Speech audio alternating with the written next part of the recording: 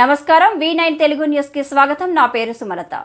ఈ welfare residential ఇన్స్టిట్యూషన్స్లోను diet charges increase చేసిన సందర్భంగా, అదేవిధంగా కాస్మెటిక్ ఛార్జెస్ కూడా ఇంక్రీజ్ చేసిన సందర్భంగా ఈరోజు పెద్ద ఎత్తున మన రాష్ట్రంలో, అదేవిధంగా మన జిల్లాలో కూడా అన్ని రెసిడెన్షియల్ స్కూల్స్లోను, గురుకుల పాఠశాలల్లోనూ, తర్వాత మన welfare hostels SC ST BC minorities అన్ని వెల్ఫేర్ డిపార్ట్మెంట్స్కి చెందిన హాస్టల్స్లోనూ మనం ఈరోజు పెద్ద ఎత్తున సెలబ్రేషన్స్ నిర్వహిస్తూ ఉన్నాము. ఈరోజు మొత్తం అన్ని ఇన్స్టిట్యూషన్స్లోనూ ఒక కామన్ డయట్ ప్లాన్ అనేది లాంచ్ చేయడం జరిగింది. అంటే అన్ని సొసైటీస్కి సంబంధించిన సంస్థల్లోనూ, తర్వాత KGBVలోనూ, హాస్టల్స్లోనూ కూడా సేమ్ డయట్ ఉంటుంది. ఇప్పుడు మనకి చూస్తే దాదాపు 8 ఏళ్ల తర్వాత మనకి ఈ డయట్ ఛార్జెస్ అనేది ఇంక్రీజ్ చేయడం జరిగింది. అదేవిధంగా కాస్మెటిక్ ఛార్జెస్కి వస్తే 16 ఏళ్ల తర్వాత కాస్మెటిక్ ఛార్జెస్ కూడా ఇంక్రీజ్ చేయడం జరిగింది. ఇది ఎందుకు అంటే పిల్లలకి మంచి ఎడ్యుకేషన్ ఈ సంస్థల్లో ప్రొవైడ్ చేయడంతో పాటుగా వారి హెల్త్ నీడ్స్ కానీ, ముఖ్యంగా వాళ్ళకి న్యూట్రిషియస్ ఫుడ్, చాలా బ్యాలెన్స్డ్ ఫుడ్ వాళ్ళకి అందజేయాలి.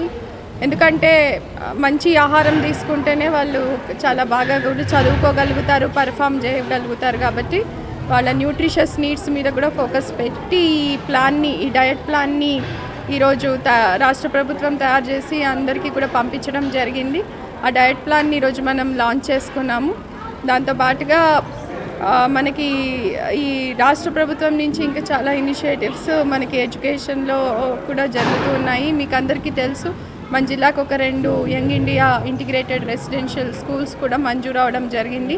దేవరకద్ర చిన్న చింతకుంట మండలంలో, అదేవిధంగా మనకి జడ్చల్ల నియోజకవర్గంలో, బాల్నగర్ మండలంలో కూడా మనం ఈ 2 నియోజకవర్గాల శంకుస్థాపన కూడా చేసుకున్నాము. త్వరలోనే అవి నిర్మాణంలోకి వచ్చి పూర్తయితే అక్కడ కూడా ప్రతి సంస్థలో దాదాపు 2500 మంది పిల్లలకి అన్ని రకాల వరల్డ్ క్లాస్ ఫెసిలిటీస్తో మనం ఎడ్యుకేషన్, మిగతా సౌకర్యాలు, వాళ్ళకి క్రీడా సౌకర్యాలు అన్నీ కూడా మనం అక్కడ కల్పించడం జరుగుతుంది.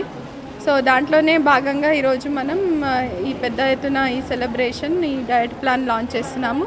దీంతో పాటుగా ముఖ్యమైనది ఏమిటి అంటే ఈ ఇన్స్టిట్యూషన్స్లో ఫుడ్ సేఫ్టీ. అంటే మనకి ఈ కిచెన్ కానివ్వండి, స్టోర్ రూమ్ కానివ్వండి, వీటికి పరిశుభ్రత ఎట్లాగా ఉండాలి, అంటే వాటిని అసలు ఎలాగ స్టోర్ చేసుకోవాలి, వాటిని ఎలా క్లీన్ చేసుకోవాలి, దీనికి సంబంధించిన ఒక మనకి హ్యాండ్ బుక్ కూడా తయారు చేసి ఈరోజు మనకి పంపించడం జరిగింది. త్వరలోనే ఈ హ్యాండ్ బుక్ మీద కూడా అందరికీ ట్రైనింగ్స్ అనేది ఏర్పాటు చేస్తాము.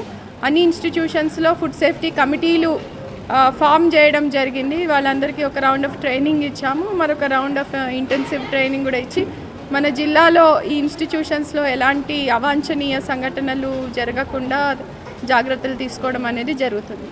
Thank you. మరిన్ని తాజా వార్తల విశేషాల కోసం మా ఛానల్ని సబ్స్క్రైబ్ చేసుకోండి. ధన్యవాదములు.